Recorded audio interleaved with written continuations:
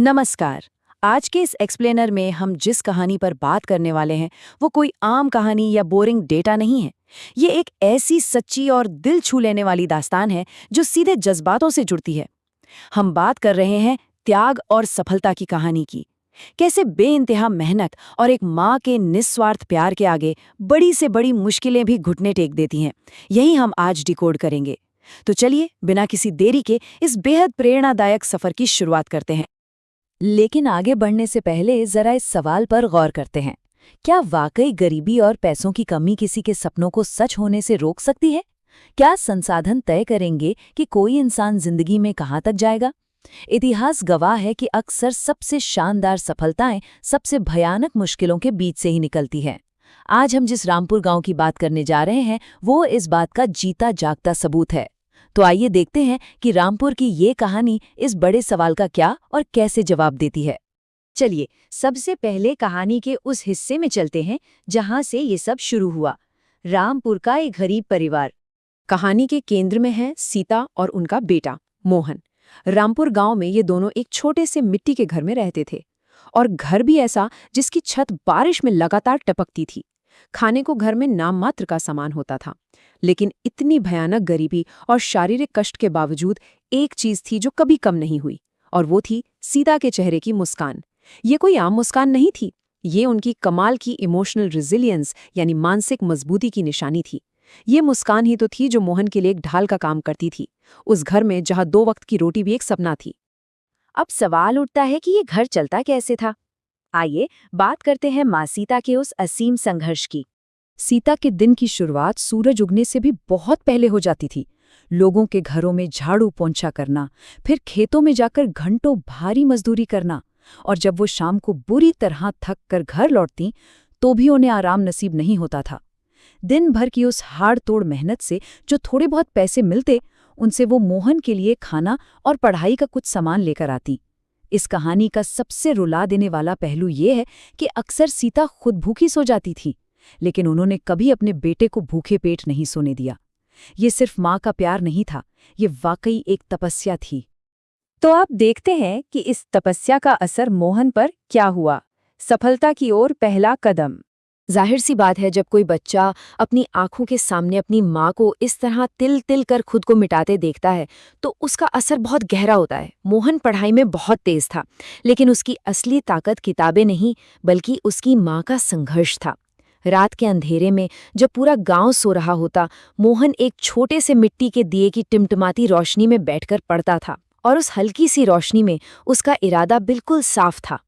एक दिन मैं बड़ा आदमी बनकर माँ के सारे दुख दूर कर दूंगा। ये सिर्फ एक सपना नहीं था, ये खुद से किया गया एक पक्का वादा था। और फिर वो दिन भी आया जब ये मेहनत रंग लाई। गांव के स्कूल में परीक्षा हुई और मोहन ने उसमें अपनी पूरी जान लगा दी। जब रिजल्ट आया तो खबर सिर्फ स्कूल तक नहीं रुकी। पता है क्या हुआ? मोहन ने न सिर्फ गांव के स्कूल में बल्कि पूरे जिले में टॉप किया था। वो पूरे जिले में फर्स्ट आया था। ये खबर पूरे गांव में आग की तरह फैल गई। उस टपकती छत और मिट्टी के दिए के नीचे जो बीज बोया गया था, अब वो एक शानदार पेड़ बन रहा था। जरा उस पल की कल्पना कीजिए जब ये खबर सीता तक पहुंची होगी। उनकी आंखों से खुशी के आंसू बह निकले।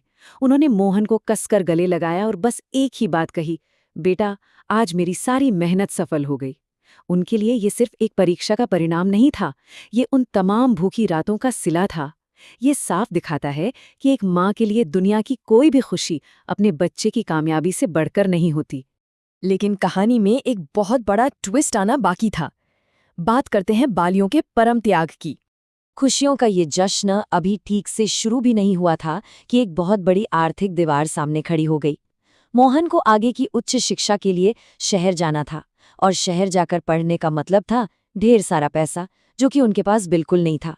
याद है ना, वो परिवार जो अपनी बुनियादी जरूरतें भी पूरी नहीं कर पा रहा था। अब उनके सामने एक अजीब सी दुविधा थी। एक तरफ मोहन का चमकता हुआ भविष्य था और दूसरी तरफ पूरी तरह से खाली जेब। ऐसा लगा मानो अब तक की सारी मेहनत दांव पर लग गई हो। लेकिन हार मानना तो सीता ने कभी सीखा ही नहीं था। उनके पास कोई जमीन या बैंक बैलेंस तो था नहीं, बस कानों में छोटी छोटी चांदी की बालियां थी और बिना एक सेकंड भी सोचे सीता ने वो बालियां बेच दी ताकि जो भी थोड़े पैसे मिले उनसे मोहन की पढ़ाई के रास्ते में कोई रुकावट ना आए। सोचिए, अपनी इकलौती कीमती निशानी को इस तरह कुर्बान कर देना। ये बस कुछ पैसों का इंतजाम नहीं था, ये एक माँ का अपने बेटे के सपनों पर किया गया सबसे बड़ा निवेश था। आइए देखते हैं कि इस त्याग का सिला कैसे मिला। एक अधिकारी के रूप में वापसी। वो चांदी की बालियां बेचना वाकई एक टर्निंग पॉइंट साबित हुआ। कहानी यहाँ से तेजी से आगे बढ़ती है। वो सफर जो मिट्टी के दिए की टिमटिमाती रोशनी से शुरू हुआ था, फिर गांव के स्कूल से होते हुए पूरे जिले में टॉप करने तक पहुंचा और फिर उच्च शिक्षा के लिए शहर की ओर रुख किया। वो अब अपनी मंजिल पर पहुंच गया था। सालों की अथक मेहनत के बाद मोहन वापस अपने गांव लौटा, लेकिन इस बार वो एक बड़ा अधिकारी बनकर लौटा था। ये सिर्फ एक करियर ग्राफ नहीं है, ये किस्मत को अपने हाथों से लिखने की एक शानदार टाइमलाइन है। और जब मोहन पहली बार रामपुर गांव लौटा तो उसे अपनी पहली तनख्वाह भी मिल चुकी थी। क्या आप अंदाजा लगा सकते हैं कि उसने उस पैसे का क्या किया? वो सीधा घर गया और बिना कुछ सोचे अपनी वो पहली और पूरी तनख्वाह अपनी माँ के चरणों में रख दी। ये इस पूरे एक्सप्लेनर का सबसे इमोशनल पॉइंट है। इतनी बड़ी कुर्सी, इतना सम्मान हासिल करने के बाद भी वो ये नहीं भूला कि इस पूरी कामयाबी की नींव में असल में किसका पसीना शामिल है। ये कृतज्ञता का सबसे शुद्ध रूप है। पैसे माँ के चरणों में रखते हुए मोहन का दिल भर आया। उसने कहा, माँ, ये सब आपकी मेहनत और त्याग का फल है। ये शब्द बहुत गहरे हैं। मोहन बहुत अच्छी तरह जानता था कि वो भले ही बड़ा ऑफिसर बन गया हो, लेकिन वो रुतबा असल में उन दिनों का नतीजा है जब सीता खेतों में भारी मजदूरी किया करती थी। उसने अपनी पूरी सफलता का क्रेडिट बिना किसी झिझक के अपनी माँ को दे दिया। मोहन की ये बात सुनकर सीता के सब्र का बांध टूट गया और उनकी आंखों से आंसू बहने लगे। लेकिन उन आंसुओं के बीच उन्होंने जो कहा वो सच में हर किसी का दिल छू लेता है। उन्होंने कहा, बेटा, मेरे लिए सबसे बड़ा धन तुम्हारी सफलता है। सोच कर देखिए, जिसने अपनी सबसे कीमती बालियां बेच दी, जिसने उम्र भर इतनी भयानक गरीबी झेली, आज वो माँ महसूस कर रही थी कि दुनिया की कोई भी दौलत उस पल की बराबरी नहीं कर सकती जब उसका बेटा एक कामयाब इंसान बनकर उसके सामने खड़ा था। चलिए, अब इस पूरी चर्चा को समेटते हैं और आज की मुख्य सीख की ओर चलते हैं। अगर हम सीता के नजरिए से देखें तो ये कहानी सच्चे धन यानी ट्रू वेल्थ की पूरी डिक्शनरी ही बदल देती है। असली दौलत क्या है? क्या वो बैंक बैलेंस या बड़ा घर है? बिल्कुल नहीं। इस कहानी के हिसाब से सच्चा धन है आने वाली पीढ़ी का भविष्य, एक बच्चे की सफलता और उसकी भलाई। हम अक्सर कामयाबी को पैसों से तोलते हैं, लेकिन ये कहानी स्पष्ट करती है कि इंसान की सबसे बड़ी संपत्ति उसकी संतान का उज्जवल भविष्य और उसका चरित्र होती है। तो लब्बो-लुबाब ये है कि गरीबी, चाहे वो कितनी भी भयानक क्यों न हो, अगर ठान लिया जाए तो वो सपनों को उड़ने से कभी नहीं रोक सकती। रामपुर गांव ने दुनिया को दिखा दिया कि जब एक तरफ एक माँ का निस्वार्थ त्याग खड़ा हो और दूसरी तरफ एक बेटे की अटूट मेहनत, तो ये दोनों ताकतें मिलकर सबसे बुरी किस्मत को भी बदलने का मादा रखती हैं। परिस्थितियां इंसान को रोकती नहीं हैं, बल्कि उसे उस मेहनत के लिए तैयार करती हैं जो इतिहास रच सकती है।